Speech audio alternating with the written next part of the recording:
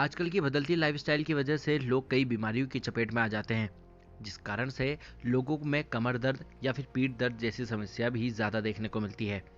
ऐसा तब होता है जब लोग गलत तरीके से बैठते हैं या फिर गलत तरीके से सोने के साथ अक्सर लोगों में कई बार विटामिन डी की कमी होने के कारण से ये लक्षण देखने को मिल जाते हैं, जिसके बाद लोगों को कमर दर्द होने की वजह से काफ़ी परेशान भी रहते हैं और कई बार तो लोग अस्पतालों के चक्कर भी काटते रहते हैं।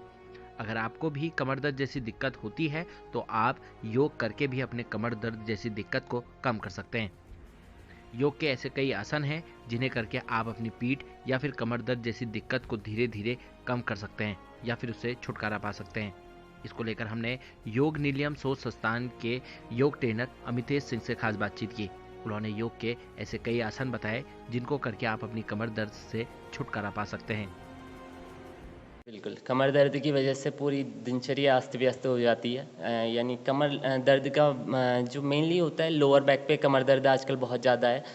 उसी पर थोरेसिक यानी मिड बैक पे भी आपको कमर दर्द होता है। तो लोअर बैक पे मेनली आपको या तो आपके विटामिन्स की कमी से होता है, पहले आपको वो चेक करा लेना चाहिए। और अगर आपको किसी विटामिन वगैरह की कमी नहीं है, आपके बैठने की वजह से, उठने की वजह से या गलत तरीके से सोने की वजह से और आपको मोटा तकिया लगाने की वजह से या बिल्कुल भी तकिया आप नहीं लगाते हैं तो उसकी वजह से भी आपको कमर दर्द होता है। तो आपको मेनली क्या करना चाहिए, कुछ आसन इस तरीके के हैं जो आपके कमर दर्द को सही कर सकते हैं, आपकी स्पाइन को फ्लेक्सिबल और फिट बना सकते हैं। तो सबसे पहला आसन की हम बात करते हैं ताड़ासन। यानी ताड़ के एक वृक्ष के समान आपको स्ट्रेच करना होता है जिससे आपकी स्पाइन स्ट्रेच होती है। आपको अपनी जगह पर खड़े हो जाना है, 2 से 3 इंच का फासला आपको अपने पैरों पर रखना है और धीरे से अपने हाथ दोनों सामने करने हैं। लॉक करेंगे अपनी फिंगर्स को, इनहेल सांस भरते हुए स्ट्रेच करना है ऊपर की ओर और 10 सेकेंड टू 15 सेकेंड आपको जस्ट होल्ड करना है। पूरी तरह से आपकी हर एक मसल, हर एक जॉइंट ऊपर की ओर स्ट्रेच रहेगा और धीरे से सांस छोड़ते हुए आपको वापस आना है।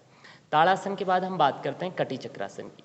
इस पर भी आपको अपने दोनों पैरों को शोल्डर रीजन पर फैलाना है, दोनों हाथ सामने की ओर, सांस भरेंगे, सांस छोड़ते हुए अपनी पूरी स्पाइन को ट्विस्ट करना है आपको राइट साइड और उसके बाद सांस भरते हुए सेंटर और उसके बाद फिर से सांस छोड़ते हुए आपको लेफ्ट साइड। इस क्रिया को आप 5 से 10 बार दोहरा सकते हैं और इसको आप 5 सेकेंड टू 10 सेकेंड होल्ड भी कर सकते हैं। तो कटी चक्रासन के बाद तीसरा आसन हम बात करते हैं अर्ध चक्रासन की। अर्ध चक्रासन के लिए भी आपको अपने दोनों पैर पर शोल्डर रीजन गैप रखना है। धीरे से अपनी दोनों हाथों को, हथेलियों को आपको अपनी कमर पे रखना है पीछे से और सपोर्ट देना है अपनी लोअर बैक को और धीरे से सांस लेंगे। सांस लेते हुए आपको पीछे की ओर स्ट्रेच करना है, अपनी गर्दन को पीछे की ओर छोड़ना है, कमर को भी पीछे की ओर छोड़ना है। बस यहीं पर आपको कुछ सेकंड विश्राम करना है या होल्ड करना है।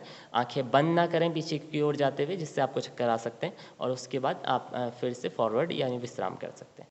अर्ध चक्रासन के बाद हम बात करते हैं वक्रासन की। वक्रासन जैसे वक्र यानी ट्विस्ट होना। तो वक्र आपकी स्पाइन को ट्विस्ट करता है। आपको कुछ नहीं करना है, आपको दंडासन पर बैठ जाना है, दोनों पैर सीधे करते हुए, कमर आपकी सीधी रहे।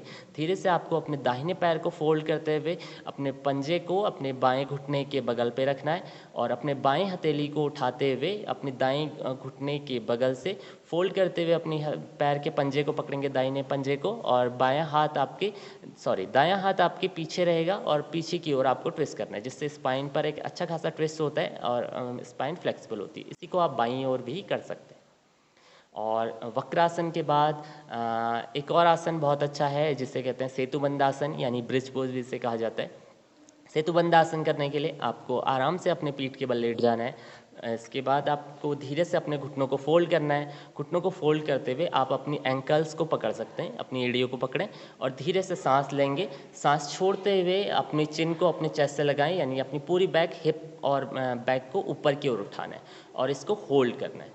इसको आप 5 से 10 सेकेंड होल्ड करके फिर से विश्राम पर ला सकते हैं। और जिससे एंकल होल्ड नहीं हो पाते, जिसके हाथ अपने एड़ियों तक नहीं पहुंच पाते, वो अपने पैरों को सीधे करेगा, हाथों से अपनी कमर का सपोर्ट देते हुए इस ब्रिज पोज को वो भी कर सकता है। अगर आप भी रोजाना इन योग के अभ्यासों को करते हैं तो आप अपनी कमर दर्द या फिर पीठ दर्द से छुटकारा पा सकते हैं। उत्तराखंड के अल्मोड़ा से मैं रोहित भट्ट, लोकल 18 के लिए।